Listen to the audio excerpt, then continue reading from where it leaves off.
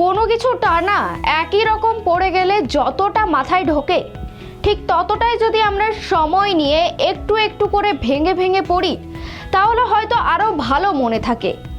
কিন্তু তাও আমাদের মনে রাখাটা কঠিন হয়ে পড়ে। কিন্তু মনে রাখাটা তো আর মস্তিষ্কের একচেটিয়া কোনো বিষয় নয়। কিন্তু তাও কেন এমন ঘটে? নমস্কার, দেখছেন খবর বাংলা, সঙ্গে রয়েছে আমি স্মৃতি। বিজ্ঞান ও প্রযুক্তির খবর নিয়ে নেচার কমিউনিকেশন পত্রিকায় সম্প্রতি প্রকাশিত একটি গবেষণা বলছে, দেহের অন্যান্য কোষও স্মৃতি ধরে রাখতে পারে, শিখতে পারে। আর না মনে রাখতে পারাটা হলো মাস্ট স্পেসড এফেক্টের ফলে।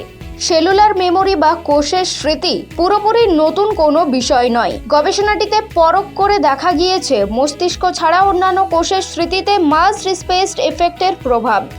কোনো কিছু টানা পড়ে গেলে যতটা মাথায় ঢোকে সেটাই সময় নিয়ে ভেঙে ভেঙে একটু করে পড়লে আরও ভালো মনে থাকে। এটা ঘটে মাস্ট স্পেসড এফেক্টের ফলে।